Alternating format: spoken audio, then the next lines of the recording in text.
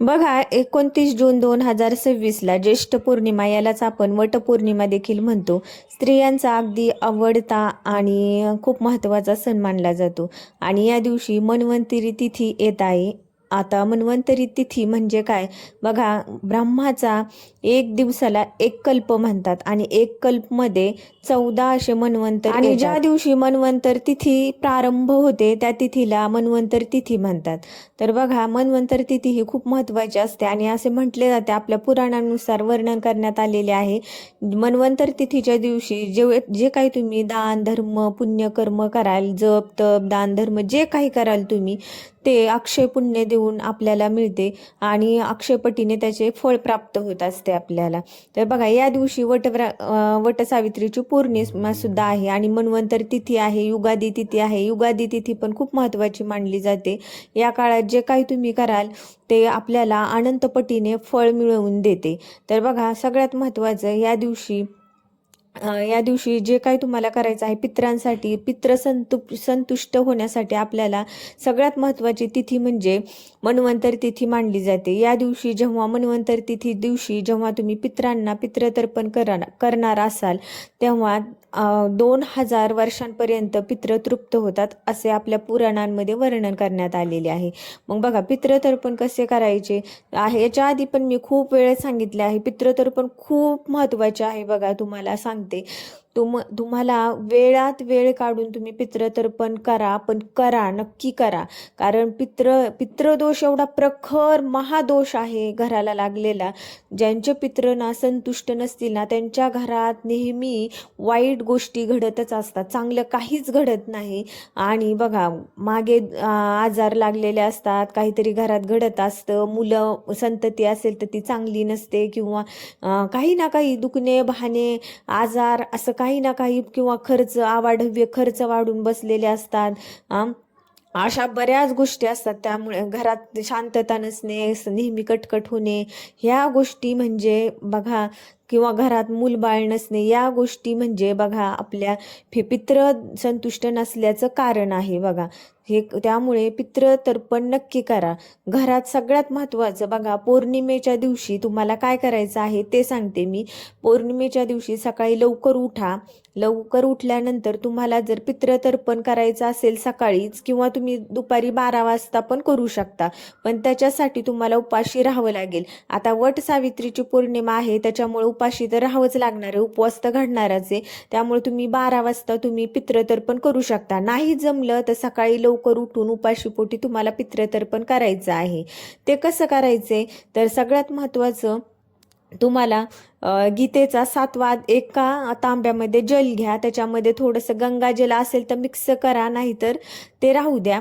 नुसतं जल घ्या, पाणी साधं आपलं, त्याच्यामध्ये एक तुळशीचं पान टाका आणि गीतेचा 7वा अध्याय लावून मोबाईलमध्ये लावून ठेवू शकता. आणि तांब्या तिथे ठेवायचा समोर आणि मोबाईल चालू ठेवायचा गीतेचा 7वा अध्याय लावून. आणि त्यानंतर तेच पाणी पितरांना दक्षिण दिशेला तोंड करून अर्पित करायचं आहे आणि म्हणायचं आहे, हे पितरांनो, हे मी गीतेचा 7वा अध्याय तुमच्यासाठी केलेला आहे आणि तुम्ही संतुष्ट व्हा, संतुष्ट व्हा, संतुष्ट व्हा. बघा, तुम्ही हा प्रयोग दर पौर्णिमेला, दर अमावस्येला आणि एकादशीला केला तरीही चालतो. आणि रोज खूपच तुमच्या घरात पितृदोष प्रखर असेल तर रोज हा उपाय केला तरी चालतो. तुम्हाला तुमच्या घरात लगेच बदल दिसेल. तुम्ही नक्की करा. घरात जर अडीअडचणी खूप असतील तर हा उपाय खूप महत्त्वाचा आहे. हा न विसरता करा. आणि त्यानंतर सगळ्यात महत्त्वाचं, जे पितृतुष्टीकारक पितृस्तोत्र असतं ते रोज तुम्हाला सकाळी म्हणायचं आहे. रोज सकाळी देवपूजा करायच्या आधी त्याचं आसन वेगळं ठेवा आणि त्याच आसनावर रोज बसून पितृतुष्टीकारक स्तोत्र म्हणायचं आहे. आणि ते वाचून झाल्यानंतर लगेच हात पाय तोंड धुवायचं आहे आणि चूळ भरायचे आहे. मग त्यानंतर तुम्ही बाकीचे सगळे काम करू शकतात. त्यानंतर सगळ्यात महत्त्वाचं आहे, हे झालं पितरांना पितृतर्पण करणे, त्यानंतर पितृस्तोत्र वाचायचं. आणि बघा, पौर्णिमा असल्यामुळं पंचमहायज्ञ करायला देखील विसरू नका. पंचमहायज्ञ म्हणजे काय सगळ्यांना अवगत आता आजकाल माहिती झालेलं आहे, पण तरीही सांगते. सगळ्यात महत्त्वाचं, गाईलाच एक नैवेद्य काढून ठेवायचा, पितरांना नैवेद्य ठेवायचा, साखर टाकायची मुंग्यांना. त्यानंतर तुमच्या घरात आसपास कुठं कावळे किंवा चिमण्या वगैरे बसत असतील, पक्षी कोणताही बसत असेल, तर तिथे थोडा दाना पाणी टाकायचं. आणि रोज आपण फुलवात किंवा तुपातली वात वगैरे लावत असतो, ते एक झाला. हे झाले 5 पंचमहायज्ञ.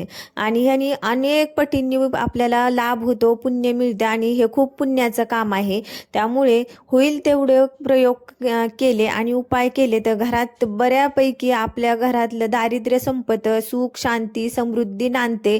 लक्ष्मीचा जो वावर आहे जर कमी असेल, तो लक्ष्मी आपल्या घरात यायला सुरुवात होते, घरात शांतता निर्माण होते, घरात कटकटी भांडणं होत नाहीत. त्यामुळे हा उपाय आपल्या हातचे प्रयोग आहेत. असं काही याच्यामध्ये ज्ञान वगैरे बोलायचं नाहीये किंवा याच्यामध्ये पोथी वाचायची नाहीये. रोज काम करता करताच ह्या गोष्टी करायच्या आहेत. याच गोष्टीमुळं घरात बऱ्यापैकी म्हणजे कायमचं नाहीशा होतात. दुःख कष्ट हे सगळे कायमचे नाहीसे होते. बघा, मनुष्य जन्म आहे, त्यामुळे सुख दुःख हे सगळे आहेतच, पण त्यासाठीच आपण जन्म घेतला आहे का फक्त सुख दुःख भोगण्यासाठी? तर नाही. प्रपंच करत करत परमार्थ पण करायचा असतो, आणि त्यामुळे परमार्थ करत करत प्रपंच केला आणि प्रपंच करत परमार्थ केला तर प्रपंचामधील बरेच दुःख कमी होतात. असं नाहीये की रोज खायचं प्यायचं झोपायचं झालं आपलं, असं हे जीवन नाहीये. असं जीवन तर पशु पण जीवन जगतात, नाही का? तुम्ही पण सांगा. तुम्हाला जर माझ्या गोष्टी पटत असतील तर कमेंट करून नक्की सांगा, आणि आपल्या चॅनेलला सबस्क्राईब करायला विसरू नका.